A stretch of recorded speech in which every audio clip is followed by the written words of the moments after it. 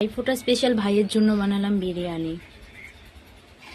ফার্স্টে আমি মিডিয়াম সাইজের আলুকে দুফালি করে কেটে নিয়েছি আর সেগুলোকে একটুখানি ভালো করে একটু ভেজে নেব, লাল লাল করে ভেজে নেব। আর এদিকে আমি 1 কিলো মতো চিকেন নিয়েছি, যেটাকে নুন, হলুদ আর পাতিলেবু দিয়ে ম্যারিনেট করে রেখেছি। আলুটাকে গোল্ডেন ব্রাউন করে ভেজে তুলে নিয়েছি। আর এদিকে মিডিয়াম সাইজের 4টে বড় পেঁয়াজ কুচিয়ে বেরেস্তা করব, যার জন্য হাই ফ্লেমে এটাকে ভেজে নিচ্ছি। আর এদিকে দিদা বাসমতি চালটাকে ভালো করে ভিজিয়ে ধুয়ে রেখেছে, 1 ঘন্টা মতো ভিজিয়ে রেখেছিল। আর কাঠের জালে দিদা আমাকে ভাতটা করে দেবে, তাই দিদা চালটাকে ভিজিয়ে রেখেছে।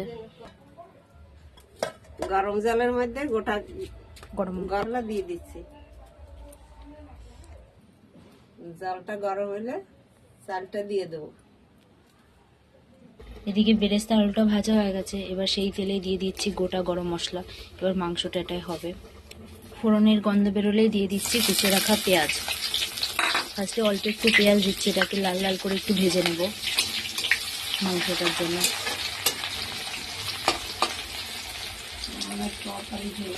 এদিকে চিকেনটাকে আমি একটুখানি ভালোভাবে ভেজে নিচ্ছি, ভেজে তুলে রাখবো। তারপর মশলা দিয়ে কষিয়ে চিকেনটাকে রান্না হবে। মাংসটা ভেজে তুলে নিয়েছি আর এইদিকে এখন মাংসটা রান্নার জন্য মশলা কষিয়ে নিচ্ছি। এদিকে ভাতটা হয়ে গেছে, মা এনে আলাদা আলাদা জায়গায় সব ঠান্ডা করতে দিয়ে দিয়েছে। মশলাটাকে একটু ভালো করে কষিয়ে নিচ্ছি। কালারটা কিন্তু দারুণ এসেছে, কোনো ফুড কালার ছাড়াই। এবার মশলার মধ্যে চিকেনটা দিয়ে দিয়েছি, এবার চিকেনটা দিয়ে একটু কষিয়ে জল দিয়ে নিলেই আমাদের বিরিয়ানির চিকেনটা রেডি হয়ে যাবে। বিরিয়ানির জন্য যে বেরেস্তাটা বানিয়েছি সেটা দেখো কতটা ঝরঝরে আর ক্রিস্পি হয়েছে, যে আলু ভাজার মতো হাতে দিলেই মুড়িয়ে যাচ্ছে। এইরকমভাবে বেরেস্তা করলে কিন্তু বিরিয়ানিতে খুব ভালোই লাগে।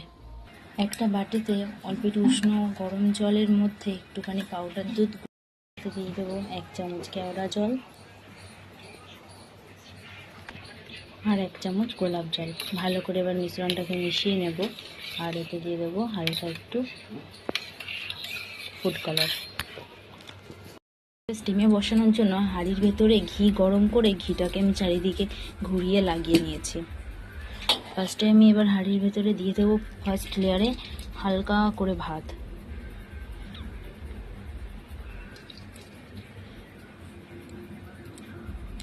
ভাতের লেয়ারের ওপরে এবার আমি চিকেন আর একটু আলুটা দিয়ে দিলাম। ফার্স্ট লেয়ারে আলুটা দিচ্ছি যাতে ওটা নিচে থাকলে ভালোভাবে স্টিম হতে পারে।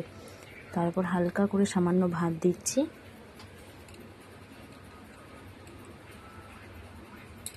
ও হ্যাঁ, আর আমি ভুলে গেছি নুন দিতে, এবার নুনটা দেবো। প্রতিটা লেয়ারে ভাতের ওপরে হালকা করে নুন, সাদা নুন বা বিট নুন যে কোনো কিছু দেওয়া যাবে। অল্প করে বেরেস্তা,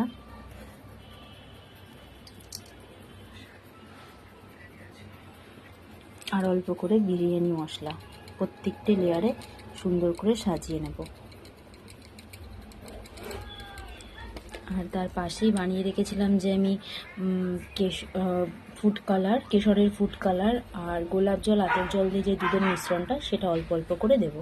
লেয়ারে আবার ভাত দিয়েছি, তার উপরে চিকেন দিয়েছি। এবার সেকেন্ড লেয়ারে আমি দিয়ে দেবো সিদ্ধ করে রাখা ডিমগুলো। 3টে ডিম দিয়েছি আমি 3 জনের জন্য। সাথে দিয়ে দিচ্ছি আলুগুলো। আবার ফার্স্টে আবার একটা লেয়ার হবে, থার্ড লেয়ার। আমার কমপ্লিট। লাস্ট লেয়ারে আমি বিরিয়ানি মশলা আর মিঠা আতর আর বেরেস্তা দিয়ে সাজিয়ে নিয়েছি। এবার হাঁড়ির মুখটা সিল করে 15 মিনিট স্টিমে রাখবো।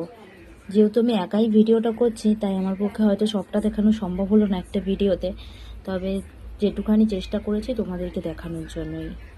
স্টিমে রাখার পরে বিরিয়ানিটা আমি একটু ঝাঁকিয়ে নিয়ে এটা খুলে নিয়েছি। কালারটা দেখো জাস্ট কত সুন্দর এসেছে।